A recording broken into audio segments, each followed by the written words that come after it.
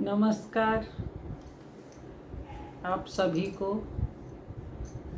आज मैं एक नया पाठ कक्षा 8 से भगवान के डाकिए का सारांश संक्षेप में समझाना चाहती हूँ। बड़ा ही रोचक पाठ है। इसमें कवि रामधारी सिंह दिनकर जी ने बड़ी अच्छी बात बताई है इस कविता के माध्यम से।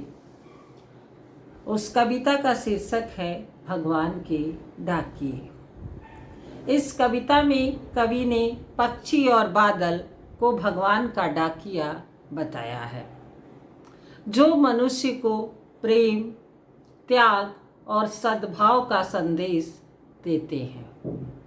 कवि पक्षी और बादल का संबंध मनुष्य से जोड़ते हुए कहता है कि ये दोनों भगवान के डाकिए हैं। जिस प्रकार सरकारी डाकिया हमारे लिए हमारे प्रियजनों का संदेश लाता है, ठीक उसी प्रकार ये प्राकृतिक डाकिए हमारे लिए भगवान का संदेश लाते हैं।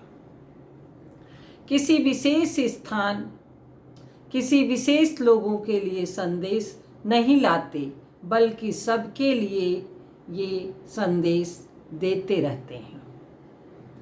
आकाश में यहाँ वहाँ भ्रमण करते हुए बादल उमड़ घुमड़ कर पृथ्वी का चक्कर लगाते हुए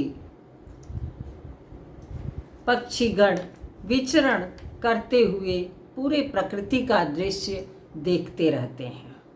और ये भगवान के यही डाकिए हैं जो भगवान का संदेश लेकर एक दूसरे तक पहुंचाते हैं।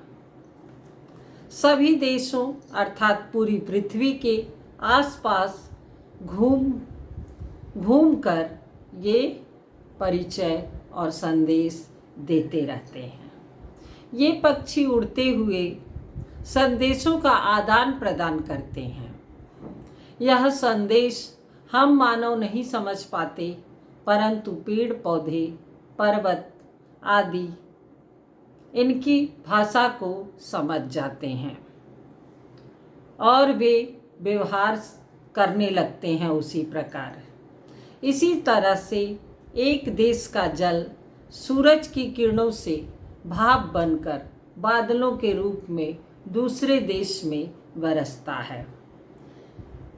तो इस कविता में यही बताया गया है कि हम मानव नहीं समझ पाते प्रकृति के परिवर्तन को, लेकिन ये पक्षीगण समझ जाते हैं और एक दूसरे तक ये संदेश पहुंचा देते हैं।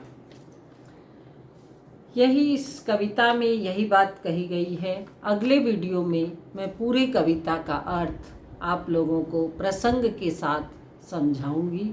अभी मैंने इस पाठ का सार समझाया है। तब तक के लिए धन्यवाद। फिर मिलते हैं अगले वीडियो के साथ कविता के अर्थ और उससे संबंधित प्रश्न उत्तरों के साथ।